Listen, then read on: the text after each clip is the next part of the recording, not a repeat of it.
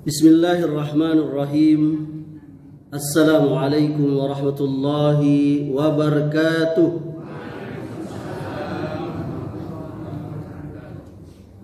Innal hamdalillah nahmaduhu wa nasta'inuhu wa nastaghfiruh wa na'udzu billahi min shururi anfusina wa min sayyiati a'malina. من يهده الله فلا مضل له ومن يضلل فلا هادي له وأشهد أن لا إله إلا الله وحده لا شريك له وأشهد أن محمدا عبده ورسوله صلى الله عليه وعلى آله وسلم.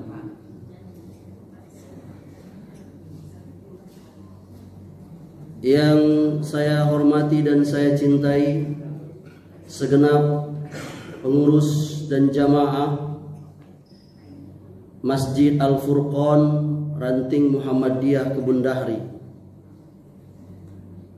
Kita bersyukur kehadiran Allah Jalla wa'ala, yang mana Allah Subhanahu wa ta'ala masih memberikan kepada kita nikmat yang sangat banyak. Banyak sekali ibunda. Wa in ta'uddu ni'matallahi la tuhsuha, kata Allah.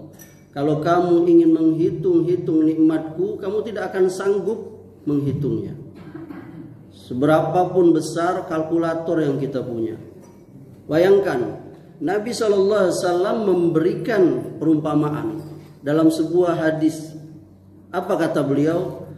Jika kita atau seseorang itu pada pagi hari itu memiliki makanan yang dia bisa makan, badannya sehat, lalu negaranya aman, maka seolah-olah dia punya dunia beserta isinya. Kalau kita ini makanan rasanya banyak sekali, ya kan? Apalagi di tengah pasar ini. Nggak bisa habis sembako itu. Badan sehat, negara kita aman. Coba lihat saudara-saudara kita di Palestina. Hah? Duit banyak juga nggak bisa. Kenapa? Karena negara nggak aman. Nyawa taruhannya melangkah. Nggak ada makanan yang bisa dimakan, sampai ada yang makan rumput. Innalillahi wa inna ilaihi raji'un. Qalilan ma tashkurun, kata Allah. Maka sedikit sekali kita yang mampu bersyukur itu. Oleh karena saya mengajak kita untuk senantiasa bersyukur kepada Allah Subhanahu wa taala dalam kehidupan kita ini. Salawat dan salam kita sampaikan kepada Nabi junjungan kita, Nabi Muhammad sallallahu alaihi wasallam. Semoga kita semua nanti di akhirat termasuk orang-orang yang mendapat syafaat beliau. Amin. Ayah bundo Akabah, lai sehat-sehat aja. Alhamdulillah. Jadi suku Minang, itu banyak orang Minang kan? Hah? Masya Allah, saya masuk ke sarang orang Minang itu berarti. Saya juga sudah jadi orang Minang ini. Masalahnya di badan saya sudah mengalir darah Minang. Yakni saya suka makan randang, teh talu dan talua. Nah itu bagus makhrajnya ibunda. Teh talua dan lontong tunjang. Apa? Makhrajnya kurang pas. Talua pas. Nah itu baru. Jadi agak di kol-kola ya. Aduh, udah mengalir darah Minang saya. Masya Allah, tabarakallah. Jadi suku Minang itu barangkali suku Minang itu salah satu suku yang masyhur, yakni dikenal di Indonesia. Bahkan barangkali di dunia ini. Karena kalau kita berjalan ke pelosok-pelosok negeri, bahkan ke pelosok dunia, itu ada orang Minang. Sampai di pusat kota Muslim Mekah itu ada orang Minang. Bahkan ada rumah makan masih ada Anda rumah makan Padang, walaupun yang punya orang Betawi. Sidol anak sekolahan dia harus bayar apa? Bayar apa tuh Anda? Royalti ke orang Minang tuh kayaknya. Jadi menunjukkan bahwa ini suku Minang itu adalah suku yang istimewa, yang mendapatkan tempat di hati atau di dada-dada orang Islam. Karena memang suku Minang itu salah satu suku yang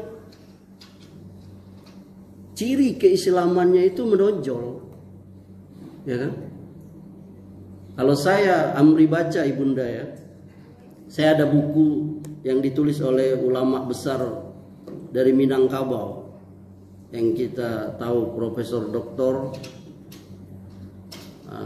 Hamka, Buya Hamka. Beliau salah seorang pembesar Muhammadiyah dan beliau pernah menjadi Ketua Umum Majelis Ulama Indonesia, dan beliau orang yang kokoh sampai beliau turun dari tampuk kepemimpinan MUI itu karena mempertahankan keyakinan beliau tidak boleh mengikuti upacara yakni luar agama Islam, yakni hari besar-besar di agama lain itu. Beliau ada saya punya bukunya ini yang berjudul Islam dan Adat Minangkabau. Ini bukunya, buku lama ini, diterbitkan oleh Pustaka Panjimas Jakarta. Ini Pustaka Panjimas ini rasanya mungkin nggak ada lagi nih. Yang saya miliki ini cetakan kedua Agustus 1985, berarti ini udah berapa tahun buku ini? Udah puluhan tahun ya. Apa kata beliau di sini? Ya. Beliau menceritakan di sini yakni silsilah atau dari mana berasalnya orang Minang itu. Mungkin ayah Anda Ibunda sudah lebih tahu dari saya ya. Kata beliau pada halaman 91 ini, walaupun di daerah Minangkabau terdapat beberapa gunung, yaitu Gunung Singgalang, Merapi, Tandikat, Sago, Talang, Talangmau, Kurinci, dan Pasaman. Namun yang dijadikan lambang persatuan, pusat jalo pumpunan ikan, ialah Gunung Merapi. Dari mana asal terbit pelita daripada Tanglung nan Barapi? Dari mana asal nenek kita? Dari lereng Gunung Merapi. Di kaki Gunung Merapi di sebelah selatan terdapatlah dua kampuang. Betul lah tuh? Pada itu makhluk tidak? Atau dua nagari, yaitu Pariangan dan Padang Panjang. Dari sanalah menurut dongeng orang tua-tua Minangkabau turunnya nenek moyang kita.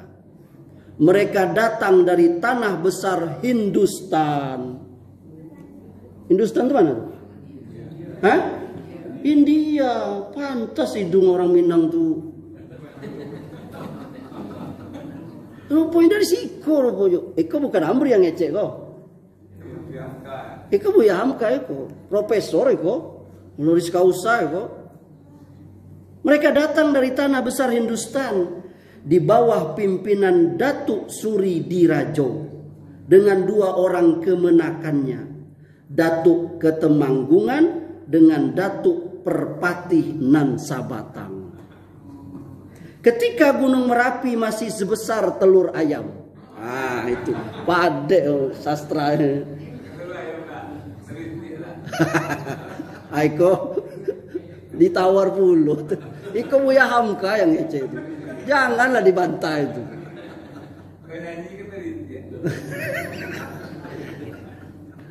Jadi teringat gulai itik lado hijau saya. Ada gulai itik lado hijau belakang Baun-baunnya tercium memberi. Datuk Perpati nan Sabatang, ketika Gunung Merapi masih sebesar telur ayam, sesudah kiamat Nabi Nuh. Wah, lama ini. Mungkin maksudnya itu banjir itu ya. Diungkapkan dalam pidato-pidato adat. Rajo Batigo Badan Sana, nan tuo Maharajo Alif, nan turun kabanuo Ruhum, nan tangah Maharajo Dapang, nan turun kabanuo Cino, nan bungsu Maharajo Dirajo, nan turun ka pulau Ameh Nangko. Saya tidak tahu kok di mana itu. Maka di Pariangan, kata Bu Yamka, padang panjang itulah mula ditanamkan oleh nenek moyang. Sawah nan satampang baniah, makanan urang saalamnyo. Wah.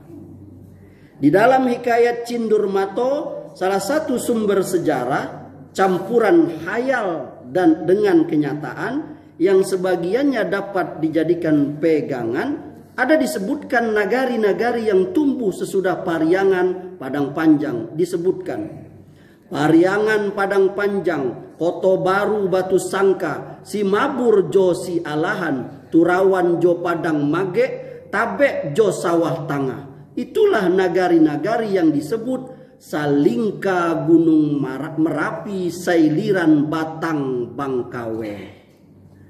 Memang sampai sekarang dapat dilihat Batang Bangkawe mengalir sampai kelak tiba di Danau Singkara. Disebutkan bahwa kian lama kian berkembanglah manusia sehingga memenuhi 3 luha, yaitu luha Agam, luha Tanah Datar, dan luha 50. Karena berpindah mencari tempat diam dengan berpusat kepada nenek yang perempuan, yang disebut secara ilmiahnya matriarsak, sehingga timbullah mulanya buah perut, kemudian nan sepayung, kemudian lagi nan sahindu dan nan sasuku. Saya kok baca aja paham tidak? Saya ingin membacakan, menarik sekali ini kisah atau sejarahnya suku Minang ini. Dan selain yang sudah Amri sebutkan tadi, suku Minang itu, ya ini ada yang menonjol di kita suku Minang itu, ya ini ada yang namanya pepatah dan pantun. Benar Ibunda? Bunda benar ya? Pepatah dan pantun itu. Coba lihat ini ya, kata Buya Hamka ini, kata di halaman 138. Jadi kata beliau, usaha menyesuaikan tata hidup agama menjadi adat telah dimulai sejak orang Minang menerima Islam sebagai agamanya. Sejak berdirinya kerajaan Pagaruyung. Jadi menyesuaikan adat itu sudah lama. Yakni sejak orang Minang menerima Islam itu sebagai agama. Bahkan sejak berdirinya kerajaan Pagaruyung itu. Kata beliau, mulanya itu secara evolusi. Evolusi itu bertahap itu. Yakni mendakinya syarak agama itu, aturan agama itu dari pesisir. Dari pesisir. Nah kemudian bersifat revolusi. Ini revolusi nih, yakni dengan pecahnya perang Paderi. Yakni kaum Tuo itu berperang dengan kaum Budo. Itu lain ininya ya. Kemudian kata Buya Hamka, pada mula perpaduan itu timbullah pepatah. Apa pepatah yang mula-mula itu Ibunda? Yaitu adat bersendi syarak, syarak bersendi adat. Itu awalnya itu. Kata Buya Hamka. Belum, tuh. Adat bersendi syarak, syarak bersendi adat. Nah, dalam musyawarat Bukit Marapalam di zaman Paderi, dapatlah perpaduan yang lebih tegas. Nah itu yang kata Ayan tadi, yang Ayanda protes tadi. Apa itu? Adat bersendi syarak, syarak bersendi kitabullah.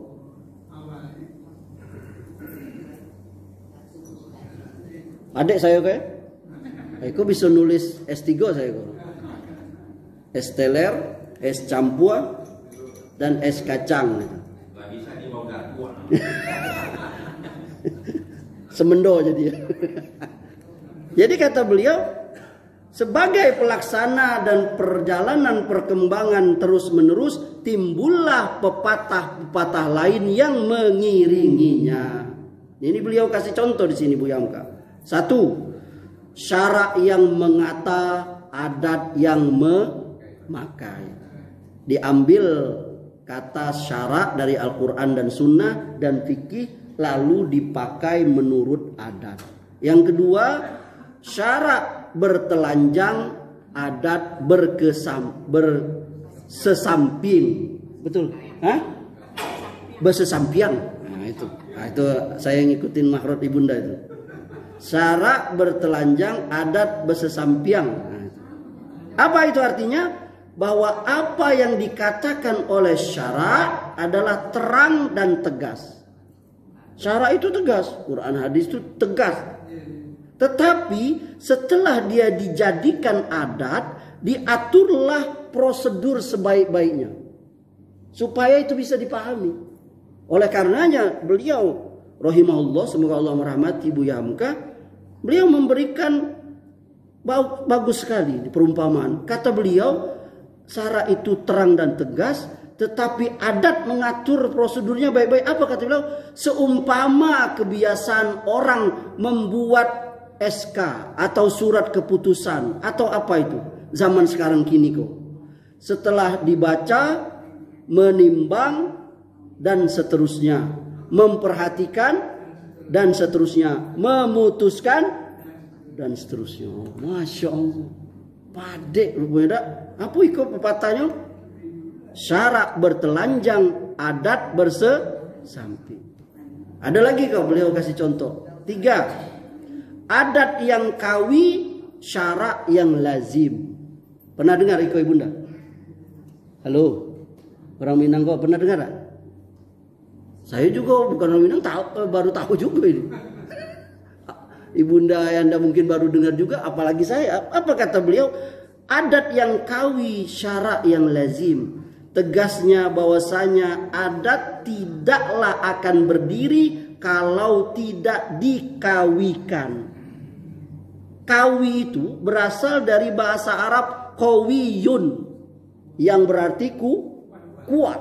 Nah, adat tidak ada kalau tidak dikuatkan. Syarak tidak akan berjalan kalau tidak dilazimkan. Lazim, apa itu Ibunda lazim? Iya, lazim artinya wajib. Jadi kata Bu Yamka, kata lazim lebih aktif dari wajib. Wajib berdosa kalau ditinggalkan. La ialah yang berpahala bila dikerjakan. Zim dikenakan sanksi siapa yang tidak mengerjakan. Pepatah adat nan kawi syarak yang lazim inilah yang dipegang teguh oleh tuanku nan renceh, sehingga adik ibunya, uncunya, uncu itu apa? Paman. Ya, Anda. Ini dikatakan di sini oleh Bu Yamka, tuanku nan renceh, sehingga adik emaknya, adik ibunya itu, uncunya itu dibunuhnya karena melanggar syarak. Dengan adat nan kawi syarak yang lazim inilah orang 4 jenis menegakkan negeri mereka dengan aman dan damai sebelum Belanda berkuasa. Sebab itulah sepakat seluruh ahli adat bahwa adat dan syarak ditambah dengan undang-undang NAN 20 adalah tali perpilin 3 di Minang. Inilah yang dijelaskan oleh Datuk Panduko Alam Koto nan Ampe Payakumbuh di filosof adat Minangkabau yang terkenal pada bagian penutup bukunya Rancak di Labuh, dengan susunan kata yang demikian. ke-10 suko menjunjung titah rajo, kasih di adat dan agamu.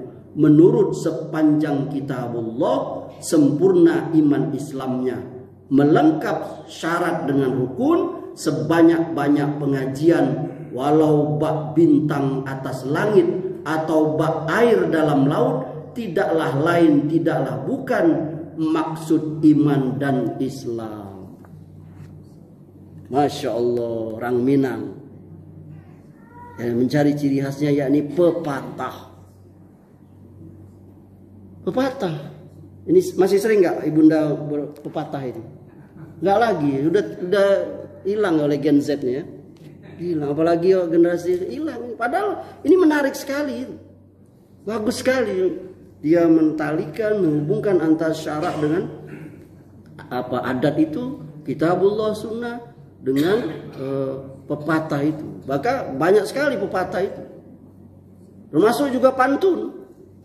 Saya pernah searching, pernah cari-cari itu pantun Minang itu banyak sekali, mungkin puluhan bahkan ratusan, mungkin ribuan mungkin ya. Yang bisa kita ambil pelajaran di dalam pantun-pantun Minang itu. Salah satunya mungkin pagi ini saya mungkin bisa kita jadikan ini pelajaran itu dari pantun Minang itu. Ada pantun yang menarik sekali ini. Jadi dia mendapat tempat di dada saya ini. Mudah-mudahan saya agak bagus bacanya. Nanti ibunda koreksi kalau salah ya. Ini ada pantunnya ini. Saya ambil ini sumbernya dari infosumbar.net. Nah, apa kata pantunnya itu, bunyinya itu? Indak mangece baati kusui, mukonan jani dinampakkan. Walau harimau di dalam parui, kambing juwo nan dikaluakan. Ah itu, gimana ibu pas gak? Itu tadi ada ya. Parui benar parui ya? Hah? Parui benar. Oh ya. Indak mangecek baati kusui mukonan jani dinampakkan. Walau harimau di dalam parui, kambing juo nan dikaluakan. Ini maknanya nih bagus sekali ini artinya nih. Apa kata di sini dikatakan makna pantun ini? Meski hati sedang marah, berusahalah kita itu untuk tenang. Ini orang Minang ini ngajarin nih. Karena Allah menyukai hambanya yang mampu menahan apa? Amarah. Jadi orang Minang indak boleh jadi pemarah. Kalau bahasa Inggris bahasa Minang pamberang. Apa lagi? Apa? Pambangi. Banyak juga bahasanya. Weh, berarti itu kalau marah kayak yang tua pambe. Kalau yang pemarah tua mungkin pamberang tadi ya. Itu apa ininya? Maksud saya penempatan katanya itu apa? Ada nggak? Oh samu. Yang tiga itu samu. Oh samu. Udah ada penempatannya. Kalau di suku Jawa itu ada misalnya perkataan sampean. Nah, itu sampean itu untuk orang yang seumuran. Kalau untuk yang lebih tua itu sebutannya jenengan. Itu jenengan. Nggak boleh kita ngomong lebih tua Amri kepada ayahanda nih. Sampean itu nggak boleh, harus jenengan. Kalau yang lebih muda, lebih dari umur lebih muda, itu boleh sebut kowe. Nah, jenengan, sampean, kowe. Jangan dengan orang tua main kowe, rek, mangan. Nggak boleh. Minang ada dah tuh. Ini kalau sini saya sekali yuk, masya Allah nih ya. Jadi kalaupun hati sedang marah, jadi berusaha orang tenang. Minang tuh diajar begitu. Nah kalau kita sambungkan dengan ajaran agama kita ini masuk. Ini ayatnya hafal semua ibunda, sering diulang-ulang para dai, para ustadz mubalik, penceramah mungkin di masjid ini. Yakni surah Ali Imran ayat 133. yakni Allah Subhanahu wa taala menceritakan sifat dari orang-orang yang takwa itu. Yakni salah satunya adalah mampu menahan amarah. wasari'u ila maghfiratin min rabbikum wa jannatin arduhas samawati wal ard uiddat lil muttaqin. Ada tiga lagi Ustaz. Tambah tiga lagi. Katum mendaki, menangah, menurun. Mantap. Memang banyak itu, banyak pantun Minang tuh banyak. Saya akui itu. Apalagi kan dia ada pantun agama, ada pantun sosial, ada pantun keluarga. Ini saya bacakan ini pantun agamanya ini. Jadi kalau dipanjangkan dengan Islam, itu kata Allah, bersegeralah kamu kepada ampunan Tuhanmu dan luas kepada sorga yang luasnya seluas langit dan bumi, yang aku sediakan untuk orang yang bertakwa. Di ayat 134-nya Ali Imran itu Allah mengatakan, siapa orang takwa itu? Allazina yunfikuna fis syarra wad dharra. Ya, orang menafkahkan hartanya baik waktu lapang, baik waktu sempit. Memang berat ini. Tapi kalau orang bertakwa itu, dia walaupun susah dia bantu orang. Ini dia dapat tempat di hatinya ayat ini. Maka kalau kita baca kisah-kisah para sahabat Nabi dulu, sampai ada untuk menjamu tamunya itu, makanan itu cuman pas-pasan. Sampai disuruhnya istrinya itu untuk mendiamkan anaknya yang nangis itu. Untuk menjamu makanan tadi, dimatikannya lampu. Sampai pagi-pagi itu, ya ini Allah turunkan wahyu kepada Nabi SAW, ya ini Allah merahmati keluarga itu. Nah, ini memang menafkahkan harta waktu sempit, bahkan sebagian kita malah bercita-citanya, ngapa kau udah ada bersedekah? Ai kelala tunggu gaji ambo 2 juta. Sudah punya 2 juta, ngapa kau udah bersedekah? Ai kelala tunggu nanti kelak kalau gaji ambo 20 juta. Memang gitu. Tapi kalau orang yang takwa tidak dia. Sampai walaupun keadaan sempit dia mampu.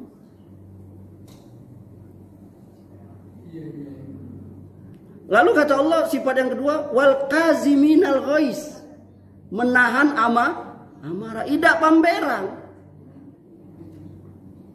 Wal afina anin nas, mampu memaafkan kesalahan orang. Kawannya itu, saudaranya itu, dulurnya, tidak pamberang itu mudah maafkan orang.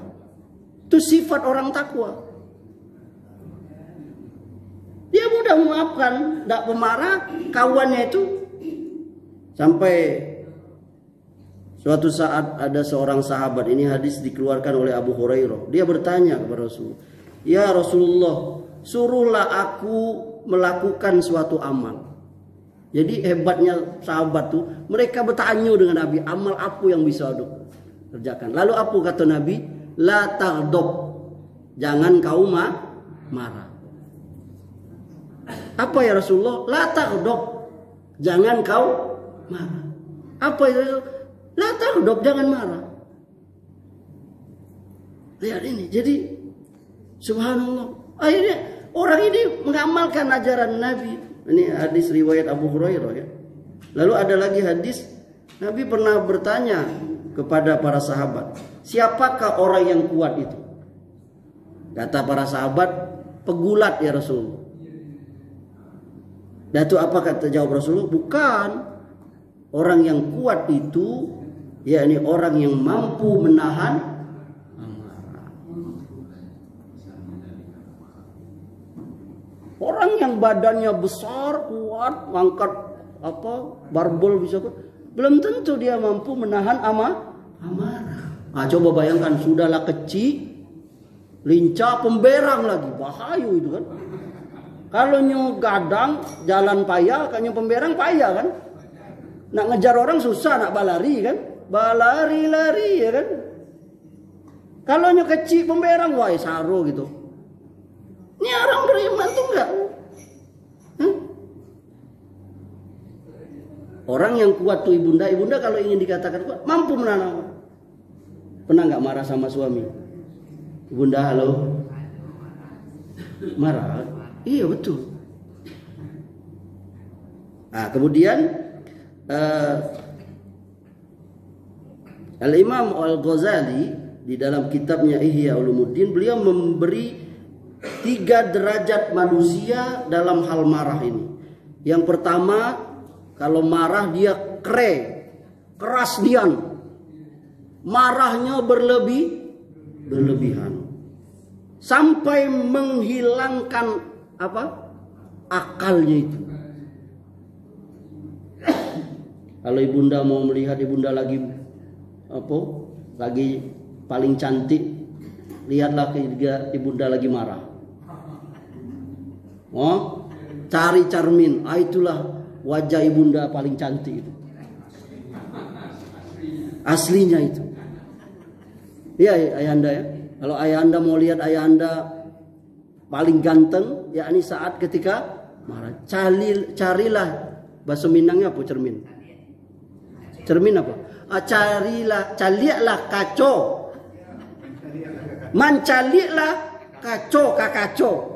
Tunjuklah itu. Ganteng koyo.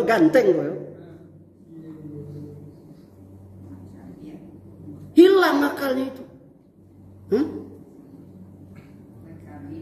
Jadi secara lahiriahnya kata Imam Ghazali, kalau orang yang marah yang pertama ini, yang buruk ini, keras ini, matanya merah, omongannya ngelantur, buruk wajahnya tadi yang kita bilang tadi. Itu dari lahiriahnya. Kalau dari lisannya itu dia berkata keji, kotor. Coba kita berkaca nih, kita orang Minang, kalau lagi berang, apa yang keluar dari mulut kita? Berapa 5 huruf itu? Itu dikenal sampai suku yang lain ikut juga nyebut 5 huruf itu. Diawali dengan huruf P, diakhiri dengan huruf K. Paham Ustaz? Istilah itu sampai itu kena ke suku lain ikut juga kalau marah. Ini dari mana ini? Nah, itu kita harus tutup itu dosa jariah itu. Maka ibunda kalau marah dengan anak itu jangan keluar kata-kata yang itu, doa itu. Kalau marah dengan anak tuh, lihat emaknya Imam Sudais waktu marah dengan Syekh Sudais. Dia marah setiap Syekh Sudais nakal. Syekh Sudais waktu kecil juga sama anak-anak. Dia doa kepada Allah, ya Allah jadikanlah dia imam Masjidil Haram. Setiapnya marah itu ada di buku. Saya pernah baca buku, dan Syekh Sudais juga imam besar Masjidil Haram itu pernah bercerita tentang kisah dia itu jadi imam itu karena doa anaknya itu, doa emaknya itu. Setiapnya marah, begitu ibu. Lalu ada kisah, saya pernah baca buku juga, kisah-kisah orang yang akhir hidupnya jelek itu. Jadi ada seorang ibu di Arab itu, daerah Arab. Dia sudah ada tamu mau datang, lah disiapkannya makanan. Makanan di hidang. Anaknya kan namanya anak, masih anak-anak. Diambilnya pasir oleh anaknya, disiramnya ke makanan di atas meja itu. Wajar gak ibunya marah? Wajar gak? Wajar. Tapi sayang, yang keluar dari mulut ibunya itu apa? Pergi kau, hancurlah badan kau. Kira-kira dia ngecek itu. Semoga badan kau hancur. Waktu berlalu, sepekan, sebulan, atau 4 tahun apa saya baca di buku itu. Waktu berlalu, yakni anak itu main ke sebuah gedung tua, dan takdir Allah, qadarullah wa masa'afa'ala, dinding roboh. Dinding apa? Dinding yang tua itu menimpa anak itu, hancur badannya. Orang ribut jerit, emaknya dipanggil. Lalu emaknya pun istighfar menjerit. Dia teringat sumpahnya kepada anaknya itu. Maka ibunda hati-hati, ngumpe ya bahasa Minang. Menyumpah anak tuh, hati-hati bunda. Jadi pelajaran yang kita baik dari hikayat Malin Kundang itu, jangan anaknya aja yang disalahin, emaknya juga harus disalahin. Kenapa ayanda?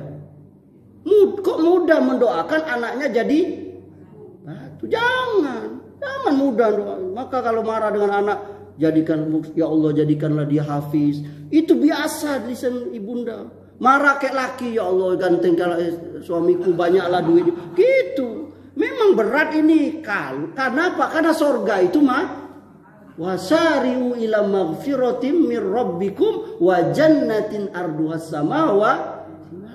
Nanti Ibunda buka tafsirnya itu. Di Ibnu Katsir itu ada tuh gitu. Surah Ali Imran ayat 130. Sifat orang yang penghuni surga itu takwa, salah satunya mampu menahan amarah. Kecil kalau orang lagi marah.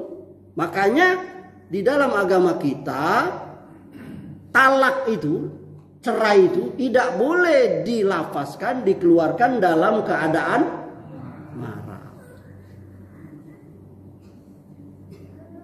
Dalam keadaan apa? Marah. Marah itu ada beberapa tingkatan. Marah yang hilang akalnya, tidak sadar nih, saking marahnya itu. Dia talak itu, kok cerai itu tidak jatuh itu. Ada yang marahnya itu dia masih sadar, dia tak kontrol itu. Ini ulama beda ini. Ulama beda, ada yang bilang jatuh, ada yang enggak. Nah, yang ketiga, marah yang dia masih sadar nih.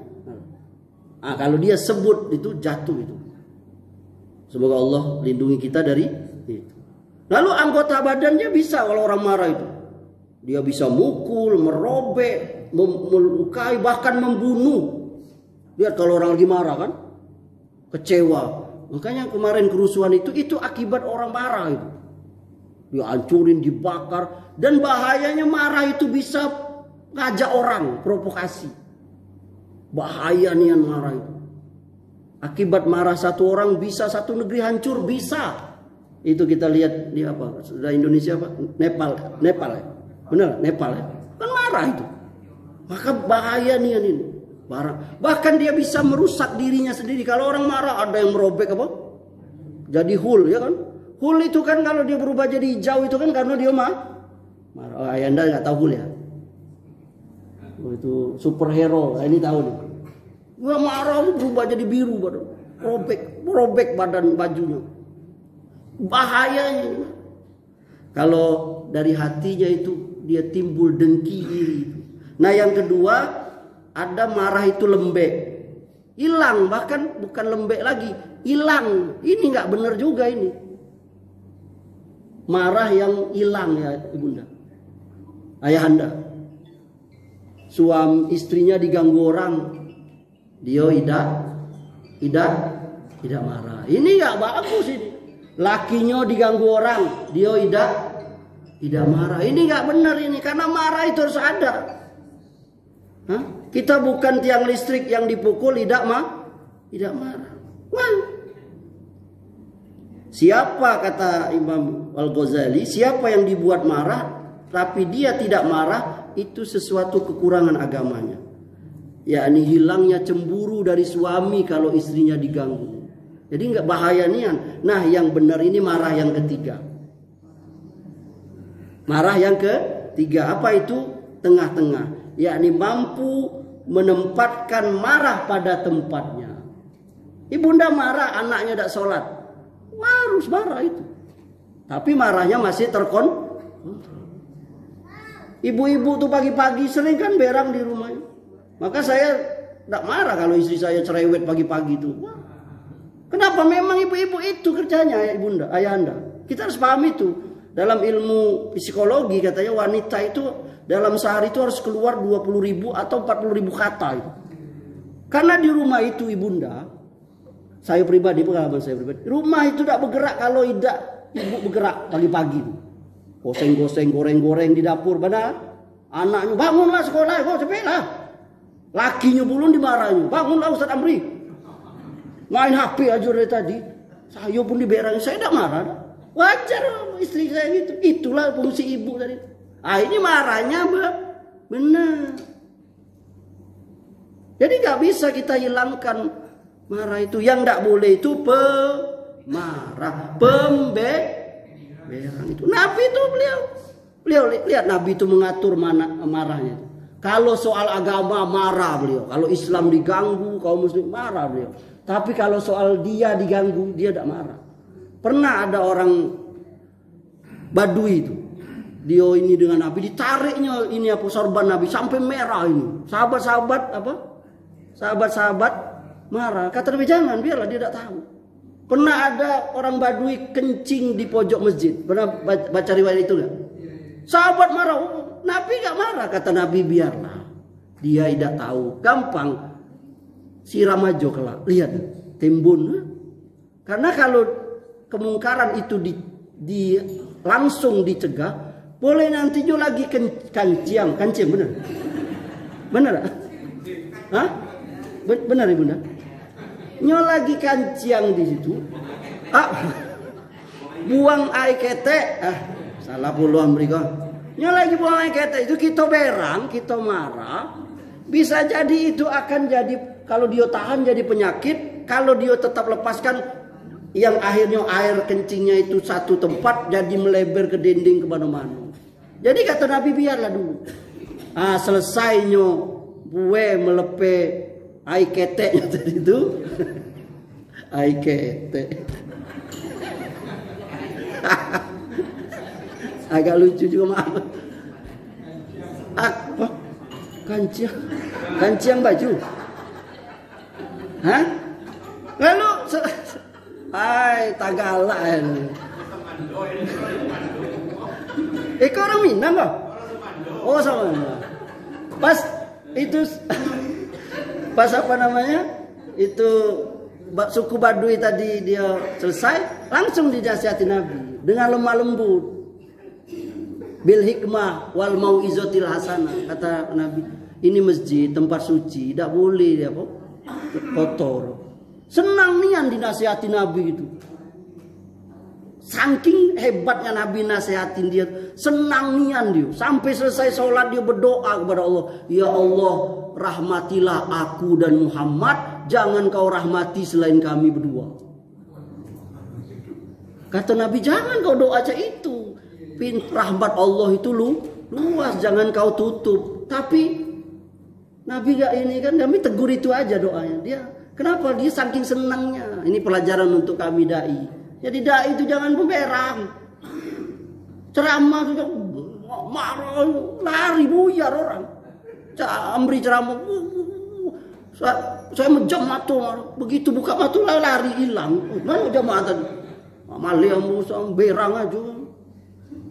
Wasyari'u ila maghfiratin min rabbikum wa jannatin ardhas samawati wal ard uiddat lil muttaqin. Itu. Makanya dalam sunnahnya itu Ibunda, kalau marah Ibunda lagi berang itu pertama ta'awuz. Nah, kalau Ibunda lagi marah, Ayah lagi berang, ta'awuz, a'udzubillahi minasyaitonirrajim. Kurang juga wudu. Marah itu setan, iblis. Iblis itu terbuat dari api. Api itu takut dengan Jangan api disiram bensin. Bini lagi marah, ayah anda panas-panasin. Kau apa yang bisa tambah berang. Lah kau ini kan kau nyambung apa? Kau kece yang muda apa-apa, kau mau sama Allah sudah. Nah yang ketiga, syariat sunnah Islam itu ayahanda ibunda, kalau kita lagi berang, lagi marah, kalau kita berdiri segera apa? Duduk. Kalau kita marah lagi duduk, segera kalau marah lagi berbaring, cepat tengkurap. Jangan dibalik. Nyo lagi tengkurap, berang, apa kata tadi? Nyo lagi bareng jaiko, berang lagi nyo berdiri. Tambah, nyo lagi duduk berdiri, nyo lagi berlari marah berlari. Jadi PR kita sekarang, ya ini jangan jadi orang yang pemberang. Pantun yang kedua, dek rajin pandai nan datang, dek maleh buruk tasuo, hari pagi mananti patang, insaplah diri jodoh. Pantun yang ketiga, biasokan anak-anak jo sumbayang, aja batauhid sarato iman, santoso dunia jo akhirat sanang, lapeh utang ibu jo bapak bajalan. Ini pantun yang indah sekali. tapi karena waktu tidak memungkinkan sudah 45 menit itu, dan sudah ada kode-kode agar kita menyelesaikan. Insya Allah kita bertemu kembali di waktu dan studi dan masjid yang kita cintai insya Allah Ta'ala. Semoga kita menjadi pribadi-pribadi orang Minang yang mudah yakni menahan amarah dan mudah memaafkan. Subhanakallahumma wa bihamdika asyhadu an la ilaha illa anta astaghfiruka wa atubu ilaik. Wabillahi taufiq wal hidayah. Wassalamu alaikum warahmatullahi wabarakatuh.